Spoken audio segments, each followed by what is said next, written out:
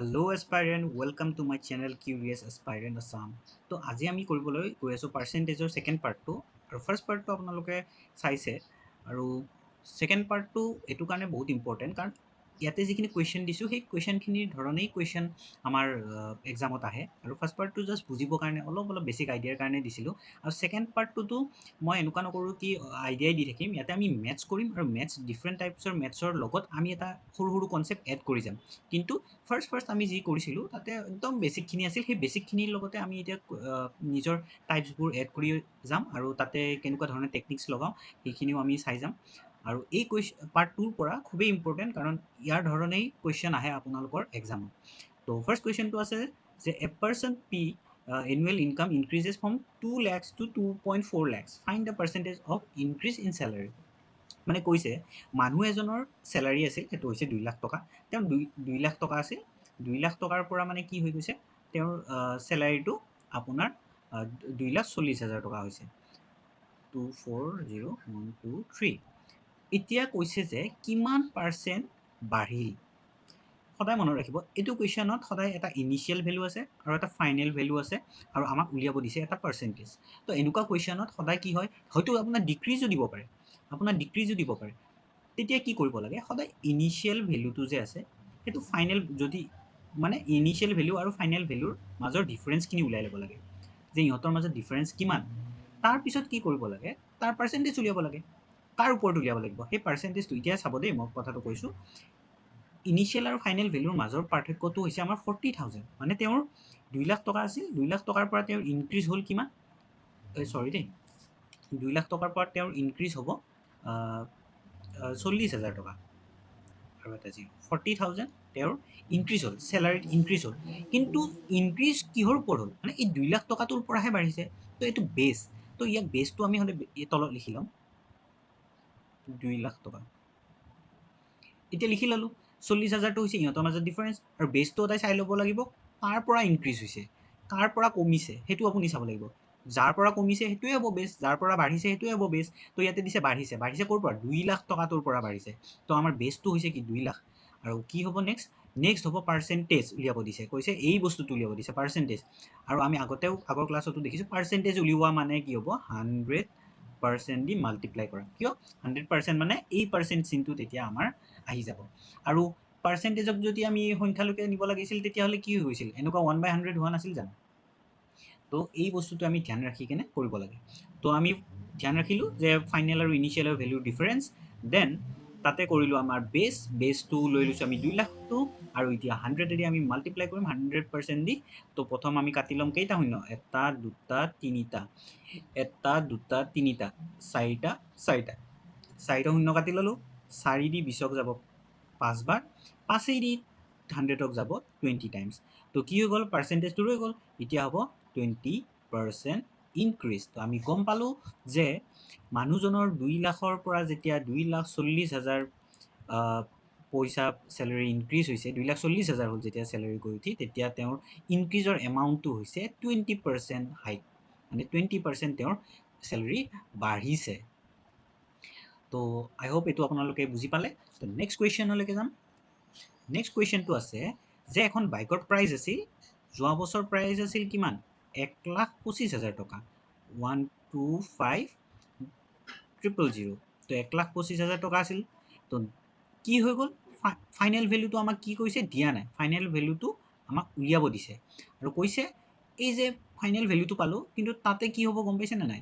30% এটা আমাৰ ডিক্ৰিজ হ'ব 30% আমাৰ কমিব এতিয়া আমি এই কুৱেশ্যনটো কেনেকৈ কৰিম জানে এই কুৱেশ্যনটো আমি কৰিম প্ৰথম এটা যে আগতে কথা আছিল যে আপুনি 1 লাখ বা 10,000 টকাৰ এটা মোবাইল আছিল মোবাইলটো 10% ডিছকাউণ্ট দিছে তো কি কৰে তেতিয়া কি কৰিছিলোঁ আমি ধৰক মোবাইল এক্স নধৰোঁ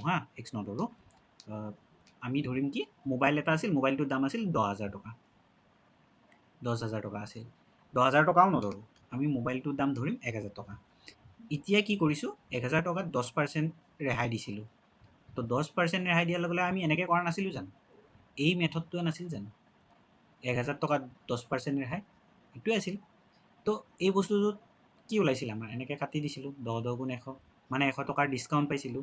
এই কুৱেশ্যনটো জানো তেনেকুৱা নহয়? কাৰণ আপোনাৰ ইয়াতে দিছে এটা বস্তুৰ প্ৰাইচ আছিল, সেইটো 1,25,000, তাতে কমি আহিল। কমি অহাটো আমি ডিছকাউণ্ট হিচাপে ভাবি লওঁ দিয়কচোন। তেতিয়া কিমান কমিছে? 30% ডিছকাউণ্ট হৈছে। তাৰপিছত কি ওলাইছে? আমাৰ ডিছকাউণ্টৰ এমাউণ্টটো আমি কেনেকৈ উলিয়াইছিলোঁ? এনেকৈ উলিয়াইছিলোঁ। এতিয়া কথাটো কি হয়, যদি আমি 1,25,000 টকাৰটো বাইকটো আমি 30% প্ৰাইচটো ৰিডিউচ হৈছে, তো এই বছৰত প্ৰাইচটো উলিয়াব দিছে, এই বছৰৰ প্ৰাইচ। তো আমি যদি তেনেকৈ কৰিবলৈ যাওঁ, তেনেকৈ কৰিব গ'লে তেনেকৈ কৰিবলৈ গ'লে কি হ'ব যে প্ৰথমতে আমাৰ এনেকুৱা ওলাব, মই আপোনাক কৰি দেখাই দিছোঁ, 1,25,000 ইনটু 100/30, হয়নে নহয়? ইয়াতে শূন্য এটা গ'ল, ইয়াতে শূন্য এটা গ'ল, ইয়াতে শূন্য এটা গ'ল, ওপৰৰ শূন্য এটা গ'ল। এতিয়া চাব কিমান হ'ব? 3,0,0,0, 15ৰ 5, হাতে গ'ল 1, 6, 6 1 7, আৰু ইপিনে হ'ব 3, 37,500। এতিয়া 37,500টো জানো আমাৰ ফাইনেল প্ৰাইচ? ফাইনেল প্ৰাইচ নেকি? নহয়, ই ফাইনেল প্ৰাইচ নহয়, ই হৈছে আমাৰ ডিছকাউণ্টৰ এমাউণ্ট। আমি ডিছকাউণ্ট কিমান পালোঁ? 37,500 ডিছকাউণ্ট পালোঁ। মানে বাইকখনৰ দাম এবছৰত 37,500 কমিল। এতিয়া আমি কি কৰিম? এক বছৰত 37,500 যিহেতু কমিল, এতিয়া আমি আকৌ এটা ষ্টেপ ল'ব লাগিব। 1 2 5 ডাবল ট্ৰিপল 0 মাইনাছ কিমান হ'ব? 0 0 5, তাৰপিছত ইয়াৰ পৰা 7, ইয়াতে 3। তো এইকেইটা যদি মাইনাছ কৰোঁ কিমান হ'ব জানেনে? এইটো 0 আহিব, এইটো 0 আহিব, এইটো 5 আহিব, এইটো ইয়াতে কিমান হ'ব? 4, তো ইয়াতে আহিব 7, ইয়াতে আহিব 8, 87,500 হ'ব। এতিয়া ইমানখিনি আকৌ আমি এবাৰ পাৰ্চেণ্টেজ ওলাই কিনে আকৌ মাইনাছ কৰোঁ। এইখিনি কৰাতকৈ আমি এটা সহজ উপায়েৰে কৰিম। সহজ উপায় মানে এইটো বেছিকৈ হয়, আপোনালোকে চাই লওক যে যদি আমি 1,25,000টো লৈ ল'লোঁ, ইয়াতে কি কৈছে যে 30% বস্তুৰ দাম কমিছে। 30% কমিছে মানে 100 টকাৰ বস্তু এটা কিমান টকাত কিনিব লগা হৈছে? 70 টকা। তো আমি এই 70টো ডাইৰেক্ট ইয়াতে পাতি দিম, 70 আৰু 100। এতিয়া কি হ'ব চাবচোন আপোনালোকে, 0 দি 0 কাটিলোঁ, 0 দি ইফালে 0 কাটিলোঁ। এতিয়া মাল্টিপ্লিকেশ্যন কৰক 7 দি এই বস্তুটো। প্ৰথমটো হ'ব 0, ছেকেণ্ডটো 0, 7 5 35ৰ 5, হাতে গ'ল 3, 7 2 14, 14 3 কিমান? 17ৰ 7, হাতে গ'ল 1, 7 7 1 8, 87,500।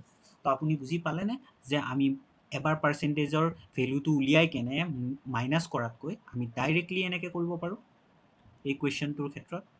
কাৰণ কি হয়, কেতিয়াবা আমাৰ এই ভেলুটো ঠিকে থাকে আৰু পৰীক্ষাৰ প্ৰেছাৰত মাইনাছ কৰোঁতে ইয়াতে 87ৰ সলনি কেতিয়াবা 86,500 হৈ যাব, আৰু তেতিয়াই কি হৈ যাব? এনচাৰটো ৰং। তো আমি এতিয়া নেক্সট কুৱেশ্যনটোলৈকে আগবাঢ়িম। এই কুৱেশ্যনটো কৰাৰ আগতে এইটো কুৱেশ্যনত আমি এটা এনেকুৱা ট্ৰিক লগাম, তেতিয়া আপোনালোকে বহুত এইটো কুৱেশ্যনটো ইজি হৈ যাব। তাৰ আগতে আমি সেইকাৰণে বেলেগ এটা কুৱেশ্যন কৰি লওঁ। তো তাৰ নেক্সট কুৱেশ্যনটো আমি চাই লওঁ ফাৰ্ষ্ট। এইটো কুৱেশ্যন আহিয়ে থাকে যে a number is increase by 20% and gives 240, find the number.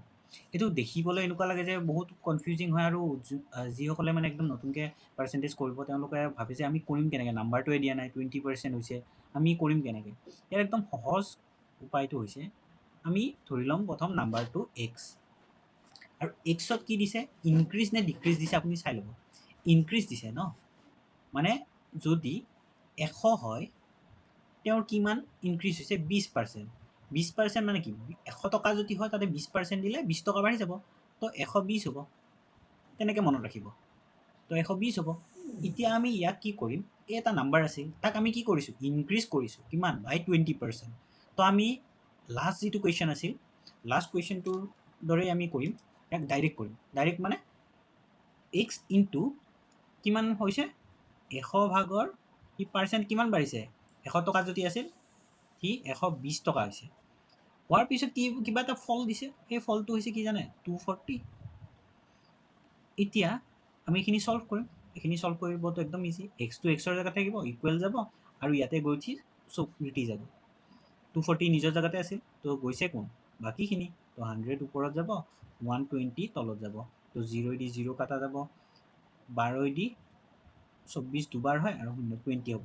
So এনসাৰটো হ'ব 200 কুৱেশ্যনটো দেখাত যেনেকুৱা টান হয় কিন্তু কৰোঁতে বহুত ইজি আৰু আই হোপ ইয়াৰ পৰা আপোনালোকে ইনক্ৰিজ আৰু ডিক্ৰিজ যেতিয়া দিয়ে এটা নাম্বাৰৰ আৰু নাম্বাৰটো কিমান পাৰ্চেণ্ট ইনক্ৰিজ হৈছে এনেকুৱা কুৱেশ্যনত মনত ৰাখিব এটা নাম্বাৰ যদি নিদিয়ে এটা নাম্বাৰ যদি এক্স বুলি ধৰে আৰু তাৰ যদি ইনক্ৰিজ অৰ ডিক্ৰিজ পাৰ্চেণ্টেজটো দি দিয়ে আৰু ফাইনেল কিমানখিনি পালে সেইটো যদি দি দিয়ে তো কি হ'ব আপোনালোকে এই মেথডটো ইউজ কৰিব আৰু এনচাৰটো পাই যাব যদি ইয়াতে দিয়ে 80% তেতিয়াহ'লে 180 হ'ল এইটো ইনক্ৰিজ ডিক্ৰিজ যদি দিয়ে আপুনি ডাইৰেক্ট 80% লিখিব 20% ডিক্ৰিজ 80 লিখি দিব তেনেকৈ কৰি চাব কৰি চালে বাকী মেথছবোৰো আপোনালোকে য'ৰ পৰা প্ৰেক্টিছ কৰে প্ৰেক্টিছ পেপাৰত কৰি চাব এনচাৰটো মিলে নে নিমিলে মোক জনাব এতিয়া এটা নেক্সট কুৱেশ্যন একে ধৰণৰ কুৱেশ্যন হয় আই হোপ এইটো আপোনালোকে কৰিব পাৰিব আৰু অৰিজিনেল নাম্বাৰটো উলিয়াব দিছে মানে এক্সৰ ভেলুটো উলিয়াব দিছে আৰু এক্সৰ ভেলুটো আপোনালোকে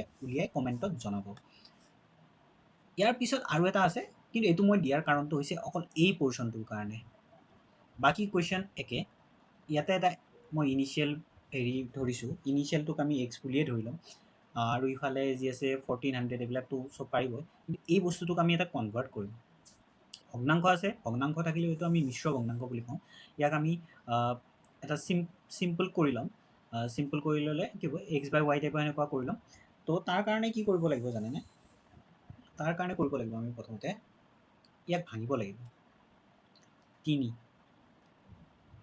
16 এইটো 48 হ'ব আৰু প্লাছ 2 50 এইটো ভাঙিব চাগে আপোনালোকে জানিছে তো এইটো ফাৰ্ষ্ট আমি এইখিনিলৈকে আনি লওঁ আনি লোৱাৰ পিছত আমি কি কৰোঁ জানেনে এইটো কি আছে ইমান পাৰ্চেণ্ট হয় ইনক্ৰিজ বাই 16 2/3 হয়নে মানে এইখিনি পাৰ্চেণ্ট আছিল মই আপোনালোকক আকৌ এবাৰ দেখাই দিওঁ অলপ লেতেৰা হৈ গ'ল বস্তুটো ইয়াতে কৈছে যে 16% চিনটো ৰৈ গ'ল হা পাৰ্চেণ্ট ইমান পাৰ্চেণ্ট কি কৰিছে ইনক্ৰিজ হৈছে মই এই কুৱেশ্যনটো দিছোঁ অকল এই 16 এই ভগ্নাংশখিনি আমি মিশ্ৰ ভগ্নাংশখিনি আমি একদম সহজ কৰি ল'বৰ কাৰণে ইয়াক পাৰ্চেণ্ট চিনটো আছে পাৰ্চেণ্ট চিনটোৰ পৰা আমি কি কৰিম ভগ্নাংশ যিহেতু আছে সম্পূৰ্ণ ভগ্নাংশ ৰূপতে আনিম ইয়াক কেনেকৈ কৰিম চাব 16 আছিল 3 আছিল 2 আছিল প্ৰথম এইটোৱেদি এইটো মাল্টিপ্লাই হ'ব আৰু এইটোৰ লগত কি হ'ব এইটো মাল্টিপ্লাই হ'ব আৰু এইটো প্লাছ হয় তো ইয়াতে কি হ'ব ওপৰত হ'ব 50 তলত হ'ব 3 এতিয়া পাৰ্চেণ্টেজ চিনটো নাই জানো এনেকৈ আছে এই পাৰ্চেণ্টেজ চিনটোক কি কৰিম গম পাইছেনে আমি উঠাই ল'ম উঠাই কেনেকৈ ল'ম আগতেও কৈছোঁ পাৰ্চেণ্টেজটো যদি উঠাব লাগে সদায় 1/100 আহে এইটোৱেদি এইটো দুবাৰ কাটা যাব তো এই গোটেই ভেলুটো কি হৈ যাব জানেনে 1/6 এতিয়া এই গোটেই ভেলুটো হৈ গ'ল 1/6 এতিয়া আমি কেলকুলেশ্যন কৰোঁতে খুবেই ইজি হ'ব কেনেকৈ ইজি হ'ব মই ইয়াতে আৰু এটা ট্ৰিক কৈ দিছোঁ এইটো হৈছে সদায় তলৰটো মনত ৰাখিব তলৰটো হৈছে ইনিচিয়েল ভেলু এইটো হৈছে ইনিচিয়েল ভেলু আৰু এই টোটেলত কিমান আছে 7 টোটেলটো আমি ধৰি লওঁ 7 এতিয়া কি হ'ব 1400 যোনটো আছে সেইটো হৈছে আমাৰ ফাইনেল প্ৰডাক্টটো কি হৈছে 7 যিটো ফাইনেল ৰেচিঅ' বুলিয়ে ভাবক এই ফাইনেল ৰেচিঅ'টোৱেদি আমি মাল্টিপ্লাই কৰিম কাক জানেনে 6ক এইটো একদম ইজি ট্ৰিক দেই 6ক মাল্টিপ্লাই কৰিম কৰাৰ লগে লগে আমাৰ এনচাৰটো কি হ'ব এইটো 200 হৈ যাব ন হৈ যোৱাৰ লগে লগে হয়তো 1200 এনচাৰ হ'ব 1200 আচলমতে এইখিনি অলপ কনফিউজন হৈ গ'ল কিয় কাৰণ আচলমতে আমাৰ টাৰ্গেটটো একদম আগৰ ধৰণে কৰা নাছিল টাৰ্গেটটো আছিল আমাৰ এই ভগ্নাংশটোলৈকে আনা আৰু মই আগত যিখিনি পাৰ্চেণ্টেজৰ শিকাম তাতে কি হয় আমি অলপ ৰেচিঅ'ৰ ধৰণে ফ'ল' কৰিব লাগে মই এটা এই 3 নম্বৰ কুৱেশ্যনটো মই এৰি থৈ গৈছিলোঁ এই কুৱেশ্যনটো এৰি থৈ গৈছিলোঁ কিয় এৰি থৈ গৈছিলোঁ এই কুৱেশ্যনটো আমি ৰেচিঅ'ৰ দৰে কৰিম এইটো এই কুৱেশ্যনটো আমি চিম্পলি কৰিলোঁ এই কুৱেশ্যনটো এই ভগ্নাংশটো থকাৰ পিছত আমি ইয়াক ৰেচিঅ' কৰি উঠি কৰিম এই ৰেচিঅ' কৰিম বুলি ভাবিয়ে মই এই ষ্টেপটো কৰি লৈছিলোঁ এনেও এই ষ্টেপটো চিম্প্লিফাই কৰিবই লাগিব আমি ফাৰ্ষ্ট চিম্প্লিফাই কৰি ল'লোঁ কৰি লোৱাৰ পিছত দেখিলোঁ এটা ভগ্নাংশ ওলাল কি 6/1 এই 6/1টো আপুনি ভাবকচোন এই 6টো হৈছে ইনিচিয়েল সদায় মনত ৰাখিব তলত থকাটো সদায় ইনিচিয়েল বুলি ধৰা হয় এইটো ইনিচিয়েল ভেলু বুলি ধৰা হয় ইনিচিয়েল ভেলু আৰু এই গোটেই টোটেলটো আমি ফাইনেল ভেলু বুলি ধৰোঁ মানে প্লাছ হৈ কেনে ফাইনেল ভেলু বুলি ধৰোঁ এতিয়া সোধে কি জানেনে কুৱেশ্যনত সোধে যে এইখিনিৰ মাজৰ ডিফাৰেঞ্চ, মই আগৰ কুৱেশ্যনবিলাকো আছে, ডিফাৰেঞ্চ সুধিব, বা ইয়াতে সুধিছে কি এটা ইনিচিয়েল নাম্বাৰ আছে, ইনিচিয়েল নাম্বাৰ মানে কি 6 এটা আছে, 6টো কি কৰিছে জানেনে, ফাইনেল ভেলু বুলি মই কি ক'লোঁ, এই ফাইনেল গোটেইখিনিৰ ভেলু মানে এই 1400 যিটো আছে 1400ৰ কেইটা ইউনিট আছে, 7টা ইউনিট আছে, 7টা ইউনিটটো হৈছে ফাইনেল ভেলু, সেইটো হৈছে 1400, এই গোটেইকেইটা মিলি উঠি হৈছে 1400, 1 + 6 = 1400। তো এই 1400টো ওপৰতো আহিবই আমাৰ, তো তাৰে আমি এটা ইউনিটৰ ভেলু ওলাইছোঁ, এটা ইউনিটৰ ভেলু ওলাব লাগিলে কি হ'ব, 7ৰে ডিভাইড কৰিব লাগিব, কাৰণ এই দুটা প্লাছ হৈহে ফাইনেল ইউনিট হৈছে। তো কি হ'ব, 7ৰে যেতিয়া ডিভাইড কৰিম তেতিয়া কি হ'ব জানেনে, এটা ইউনিটৰ ভেলু ওলাব, এটা ইউনিটৰ ভেলু ওলালে আমি 6টা ইউনিটৰ ভেলু ওলাব নোৱাৰিম জানো, পাৰিম। তো 6টা ইউনিটৰ ভেলুটো কি হ'ব, 1200 হ'ব। অলপ কনফিউজিং হয় ফাৰ্ষ্ট টাইমৰ কাৰণে, কাৰণ ইয়াতে মই এটা ভগ্নাংশ উলিয়াই লৈছোঁ পাৰ্চেণ্টেজৰ পৰা, এই পাৰ্চেণ্টেজটোৰ পৰা এটা ভগ্নাংশ আমি উলিয়াই ল'লোঁ, উলিয়াই লোৱাৰ পিছত এটা চিম্পল ভগ্নাংশত আমি গম পালোঁ যে তলত যিটো ভেলু থাকে সেইটো সদায় ইনিচিয়েল বুলি কোৱা হয় পাৰ্চেণ্টেজৰ, আৰু গোটেইখিনি মিলি উঠি টোটেল বুলি কোৱা হয়, টোটেল বা ফাইনেল বুলি কওঁ, আৰু তাৰ এটা ভেলু থাকে। আমি পিছলৈকে এইখিনি দিয়াৰ পিছতো আমি টোটেল ভেলু উলিয়াবৰ কাৰণে গম পাম, টোটেল ভেলু দিয়া আছে ইয়াতে 1400, তো আমি ইনিচিয়েল ভেলু মানে 6ৰ ভেলুটো উলিয়াব লাগে, তো 6ৰ ভেলু উলিয়াব লাগে, টোটেল কিমান আছিল, ফাইনেল ভেলুৰ মান দিছে, ইউনিটৰ মান দিছে, ইউনিট দিছে 7টা ইউনিটৰ দাম 1400 টকা, তো এটা ইউনিটৰ দাম কিমান হ'ব, 200 টকা, তো 6টা ইউনিট মানে ইনিচিয়েল কেইটা ইউনিট আছিল, 6টা ইউনিট, তো 6টা ইউনিটৰ মান কিমান হ'ব, 1200 টকা। তো তেনেকুৱা ধৰণে আমি এই মেথছটো কৰিছোঁ। প্ৰথম কনফিউজন আছে, কিন্তু ছেকেণ্ড যেতিয়া আপুনি চাব ন, চোৱাৰ পিছত চব আপোনাৰ ক্লিয়াৰ হৈ যাব। আমি নেক্সট কুৱেশ্যনটো কৰিম, নেক্সট কুৱেশ্যনটো হৈছে 20% অফ এ নাম্বাৰ ইজ 180, আৰু কৈছে 180টো নহয় দেই, 180 more than 20% অফ 530, মানে গম পালোঁ যে কি হৈছে, এটা এক্স আছে,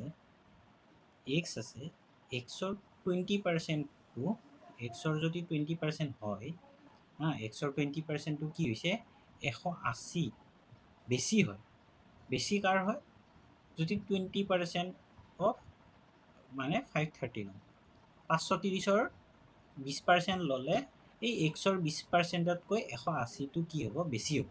তো এনেকুৱা কুৱেশ্যনত আমি কি কৰিব লাগে, এটা স্কেলিটন এটা বনাই ল'ব লাগিব ফাৰ্ষ্ট, আৰু স্কেলিটনটো বনাম কেনেকৈ, যেনেকৈ কুৱেশ্যনত কৈছে যে 20% অফ এক্স, আমি লিখি ল'লোঁ ন এনেকৈ, এইটোৰ পৰাই লিখিম চাব, 20% অফ এক্স, পাৰ্চেণ্টটো গুচাবই লাগিব, তো 20% অফ এক্স কি হয়, 180, বেছি হয় ন, এইটো আৰু এইটোৰ ভেলুতকৈ 180 বেছি হয়, তো ইয়াৰ ভেলুটো আহিব, চৰি দেই, এইটো প্লাছ হ'ব, ইয়াৰ ভেলুটো আহিব কেনেকৈ, 20% ল'ব লাগিলে, আৰু 20%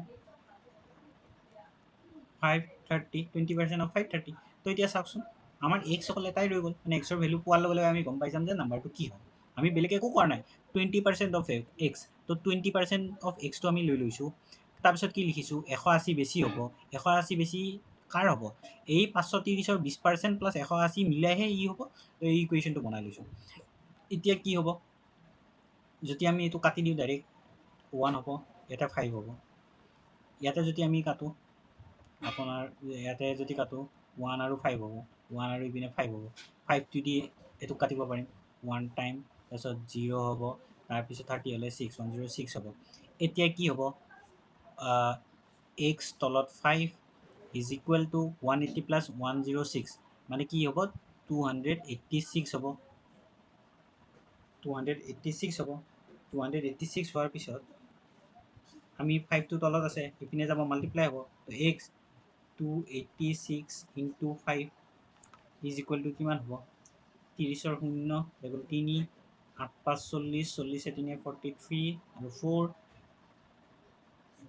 1430, তো আমি নাম্বাৰটো গম পাই গ'লোঁ, তো নাম্বাৰটো হ'ব 1430। তো আমি সদায় মনত ৰাখিব লাগে যে আমি স্কেলিটনটো ৰেডি কৰি ল'ব লাগে, কুৱেশ্যনৰ পৰা চাই এনেকৈ লিখি ল'ব লাগে এটা লাইন, তাৰপিছত আমি লাইনটো লিখি লোৱাৰ পিছত অলপ 1 মিনিট যদি আমি সুস্থিৰে ভাবিলে গম পাম যে আমি ক'ৰ তলত কি পাতিব লাগিব, এক্সটো কোনফালে পাতিম, বা প্ৰথম আমি এনেকৈ পাতি লৈছিলোঁ জাম্বল টাইপত, কিন্তু আমি দেখা পালোঁ যে এইটো এনেকৈ আহিব, এইটো এনেকৈ আহিব, কেতিয়াবা কি হ'ব, আপুনি 180টো ইপিনেও নিব লগা হ'ব পাৰে, কেতিয়াবা এই দুটা বস্তু ইপিনে যাব লগা হ'ব পাৰে, কাৰণ দিব যে এক্সৰ 20% আৰু ইমানৰ 20%ৰ ডিফাৰেঞ্চ, তেতিয়া আমি ইয়াতে প্লাছৰ সলনি মাইনাছ লিখিব লাগিব, ইজ 180, তো 180 এনেকৈও লিখিব পাৰিম। তো এই কুৱেশ্যনটো অলপ ধ্যান ৰাখিব, কেনেকৈ আমি স্কেলিটনটো বনাওঁ এইটো গম পায়। তো আৰু পাৰ্চেণ্টেজৰ অংক কৰি গৈ থকাৰ লগে লগে আমাৰ লেভেলখিনিও হাৰ্ড হৈ গৈ থাকে। তো নেক্সট কুৱেশ্যন চাওঁ। নেক্সট কুৱেশ্যন আছে 18% অফ 15%, আকৌ এটা ভগ্নাংশ, দেখিছেনে? তো এই কুৱেশ্যনটো দেখাত যদিও টান হয়, একদম সহজ, কাৰণ মই কৈছিলোঁ অফৰ সলনি সদায় মাল্টিপ্লিকেশ্যন হয়। তো 18% মানে 18 কাৰ 100 ভাগৰ, ইনটু অফ দিছে নহয় 15% মানে 15 কাৰ 100, অফ কিমান দিছে ইমান ন, ডাইৰেক্ট এইটো ভগ্নাংশ দিছে, পাৰ্চেণ্ট দিছে নেকি? পাৰ্চেণ্ট দিয়া নাই, এইটো ডাইৰেক্ট ভগ্নাংশ দিছে। অফ কাৰ 3800, তো এইটো আমাৰ সৰল কৰা হয় আচলতে, তো সৰল কৰিব দিছে, এইটো চিম্প্লিফাই কৰিব দিছে। তো আমি যদি কৰি যাওঁ 9 দি 18ক ডাইৰেক্ট কাটিম আমি দুবাৰ, তাৰপিছত 25 দি আমি 100ক কাটিম 4বাৰ, 4বাৰ কাটাৰ পিছত আমি কি কৰিম, ইয়াতে 2 আছে, 2 দি কাটি দিম দুবাৰ, আৰু এতিয়া 2 দি কাটিম আমি কাক 38, এইটো কিমান হ'ব 2 গুণটো 19, তো এটা 0 দুটা 0, এটা 0 দুটা 0, এতিয়া কি ৰৈ গ'ল আমাৰ 19 ইনটু 15, এতিয়া 19 15 কৰি চাম, ইপিনে 19 আছে আৰু ইপিনে আছে 15, তো 45ৰ 5 হাতে গ'ল 4, তাৰপিছত 5 5 4 9, আৰু এটা হ'ব 9, এটা হ'ব 1, তো হ'ব 5 18 2। এনচাৰটো ৰাইট নে ৰং? এনচাৰটো হ'ব ৰাইট। তো এইটোৱে হৈছে ইয়াৰ এনচাৰটো। তো মাল্টিপ্লিকেশ্যনখিনি কৰি চাব, মইতো আপোনালোকৰ আগত কৰি দেখাইছোঁৱে। তো নেক্সট কুৱেশ্যনটো হ'ব A and B 17% and 50% of C। এই কুৱেশ্যনটো অলপ চালে দেখাত এনেকুৱা লাগে যে কি বা দিছে, এতিয়া ৰেচিঅ' উলিয়াব দিছে, আৰু অলপ টাফ টাইপৰো লাগে, কিন্তু একদম ইজি। মই যেনেকৈ কৈছোঁ ফাৰ্ষ্ট স্কেলিটন A এটা আছে, B এটা আছে আৰু C এটা আছে। কৈছে কি জানেনে, A and B 17 and 50%। তো A হৈছে 17%, B হৈছে 50% অফ দেন চি ন, চিতকৈ মানে এইটো বেছি হ'ব পাৰে কম হ'ব পাৰে, সেইটো দিছে আৰু মোৰ চৰি দেই, দিয়াই আছে ইয়াতে বেছি বুলি, মোৰ তো বেছি বুলি দিয়া আছে। চিৰ কিবা দিছে নেকি? একো দিয়া নাই। তো একো দিয়া নাই যদি আমি এটা যিটো পাৰ্চেণ্টেজ কৰি আছোঁ, আমি ইয়াক 100 বুলি ধৰি ল'লোঁ, একো ভেলু দিয়া নাই, 100 বুলি ধৰি ল'লোঁ। ইয়াতে কি হ'ব তেতিয়া, কাৰণ চিতকৈ কিমান কৈছে 50% বেছি, মানে 100 যদি হয়, 100 টকা যদি চিৰ আছে, 150 টকা বিৰ আছে, আৰু যদি 150 টকা বিৰ আছে, আৰু ইয়াতে কি হ'ব, চিতকৈ ইয়াৰ কিমান 17% বেছি, তো কিমান হ'ব 117। তো আমাক কি কৈছে, find the ratio' of two numbers, মানে ইহঁত দুটাৰ ৰেচিঅ'টো উলিয়াব দিছে, ইহঁত দুটাৰ ৰেচিঅ'টো উলিয়াব দিছে। তো ইহঁতৰ ৰেচিঅ'টো আমি কেনেকৈ উলিয়াম, 117 ৰেচিঅ' হ'ব 150। তো 117 আৰু 150 ৰেচিঅ'টো যদি উলিয়াব লাগে, আমি কাটাকাটি কৰিব পাৰিম, কাটাকাটি কৰিব পৰা যাব। কাটাকাটি যদি আমি কৰোঁ, কি দি কৰিম, আমি 3 দি কৰিম, 3 দি কৰিমনে? 3 দি কৰি চাওঁ। 3 দি কৰিলে ইয়াতে কিমান হ'ব, 50 হ'ব। 3 দি যদি কৰোঁ, 3 টাইম দিলোঁ 9 হ'ব, 2 আহিব 7 আৰু 9 দিম, তো ৰেচিঅ' হ'ব 39:50। তো এনচাৰটো হ'ব 39:50। সেইটো কুৱেশ্যনো দেখাত যদিও টাফ হয়, কিন্তু আমি যদি আমাক একো দিয়া নাথাকে ন, আমি পাৰালৈকে আমি 100 ধৰি ল'ব লাগে, কোনোবা এটা ধৰি ল'লে আমি উলিয়াব পাৰিম। ৰিলেশ্যনটো যিহেতু একদম চিম্পল ৰিলেশ্যন দিছে, তো আমি উলিয়াব পাৰোঁ এইটো। তো নেক্সট কুৱেশ্যনলৈকে আগবাঢ়িম। সেইটো হৈছে if 21 is added in a number then the number become 137 হা, আৰু হাফ অফ ইটছেল্ফ পাৰ্চেণ্ট দেই। তো এতিয়া কি হ'ব, এই কুৱেশ্যনটোত এই ভগ্নাংশটোত থকাৰ পিছত আমি গম পাওঁ যে ইয়াৰ আগতে এটা কুৱেশ্যন কৰি উঠিছিলোঁ আমি, সেই কুৱেশ্যনটো আছিল এইটো, য'ত আমি এটা ভগ্নাংশ থকাৰ কাৰণে তাক আমি একদম চিম্পল ভগ্নাংশলৈকে আনি লৈছিলোঁ। তো ঠিক তেনেকৈ আমি এই কুৱেশ্যনটোতো আমি ভগ্নাংশটো, এই ডাঙৰ ভগ্নাংশটোক আমি এটা চিম্পল ভগ্নাংশলৈ আনিম। ভগ্নাংশটো হৈছে 137 আৰু হাফ পাৰ্চেণ্ট। এতিয়া আমি ইয়াক চিম্পল ভগ্নাংশলৈ আনিম, কেনেকৈ আনিম চাব দেই। 137, ইয়াক আমি লিখিম কেনেকৈ জানেনে, 100 আছে ন, 100 আছে, 200 আছে, 300 আছে, তেতিয়া আমি গম পাম যে 100% এটা আছে হয়নে নহয় 100% আছে 200 হ'লে 200% এটা থাকিব তো 100% এটা আছে আৰু লগত কি হৈছে 37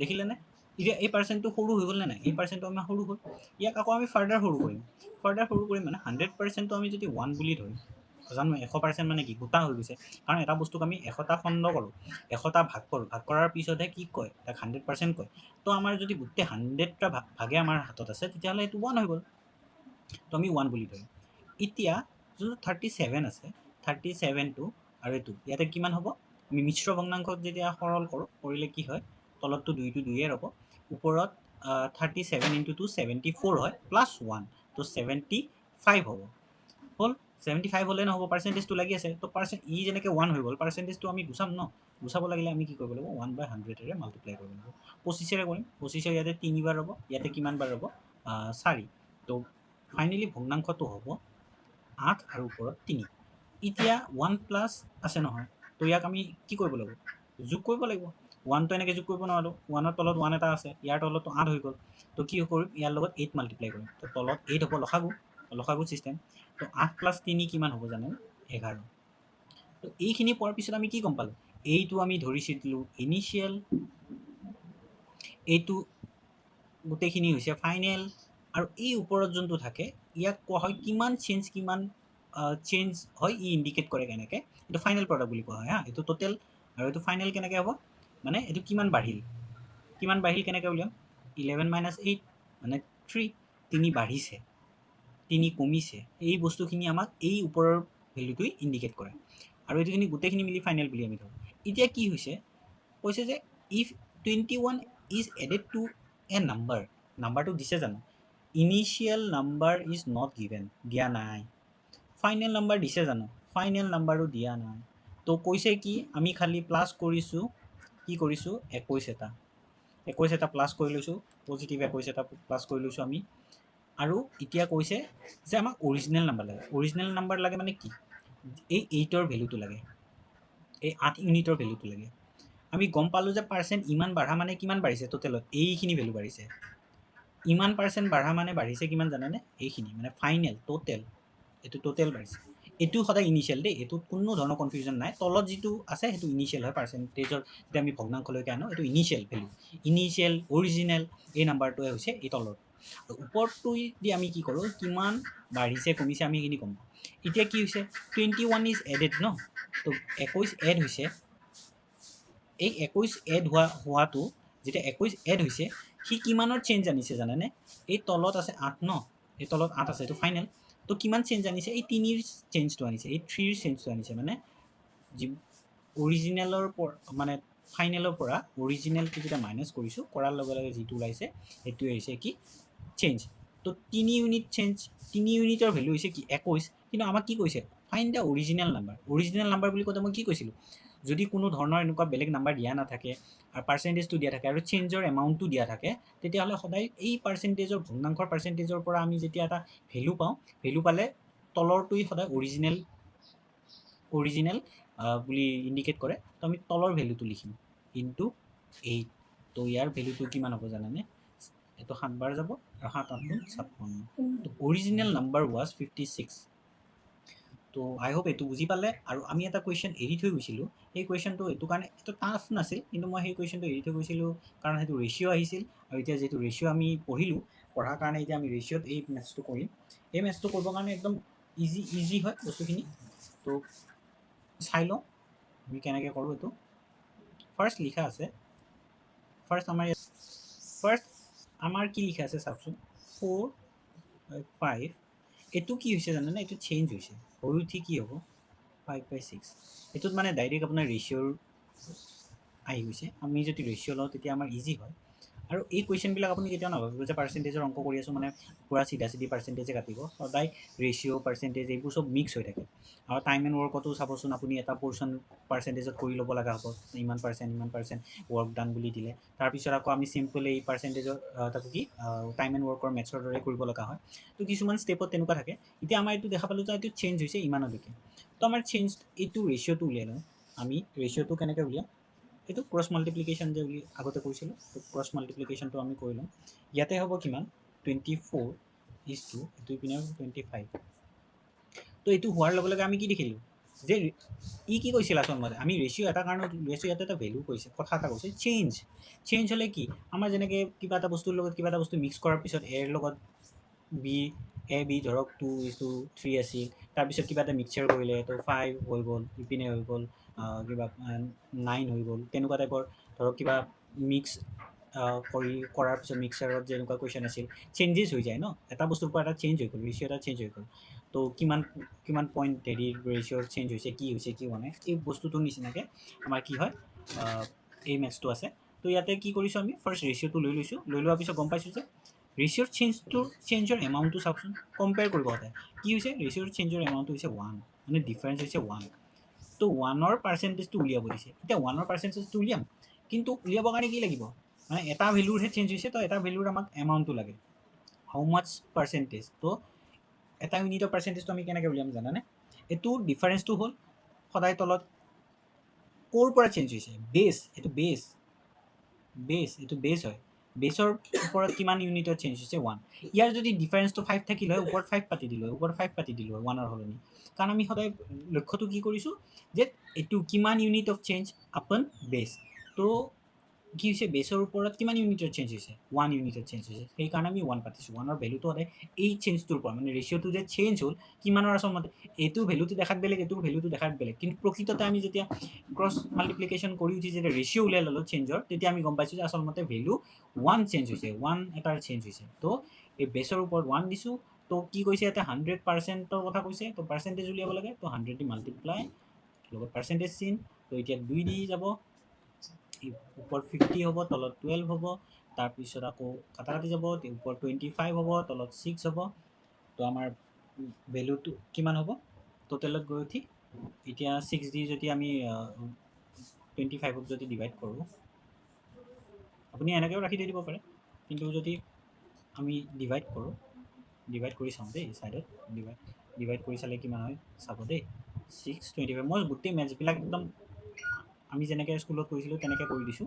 আমি 4 টাইম দিম, 4 টাইম দিলে 24 হ'ব, 1 আহিব, পইণ্ট আহিব, 0 আহিব, 1 আহিব, 6 হ'ব, 4 হ'ব, তাৰপিছত ইয়াতে কিমান হ'ব 6 টাইমছ হ'ব, তো কিমান কিমান হ'ব ইয়াতে 36 হ'ব, আকৌ 4 আহিব, আকৌ এনেকৈ 6 ডটকৈ গৈ থাকিব। তো ইয়াৰ ভেলুটো কি হ'ব জানেনে 4.166 আছিল ন, 5তকৈ বেছি, তো 7 লিখিম। তো ইমানখিনি পাৰ্চেণ্টেজ আমাৰ ভেলুটোত এনচাৰ।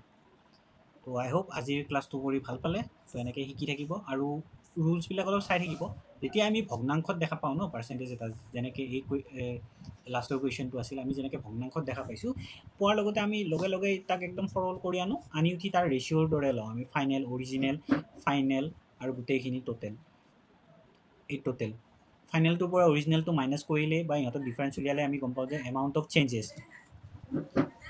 তো তেনেকৈ কুৱেশ্যনবিলাক মনত ৰাখিব অলপ আৰু প্ৰেক্টিছ কৰিব। আৰু আপোনালোকে যদি কিবা কুৱেশ্যন নোৱাৰে তেতিয়াহ'লে মোক হেৰি কৰিব পাৰিব, কণ্টেক্ট কৰিব পাৰিব, কমেণ্টত মোক হেৰি কৰিলে হ'ল, মই আপোনালোকক কৈ দিম এনচাৰটো। আৰু আপোনালোকে পঢ়ি থাকক, বাই বাই।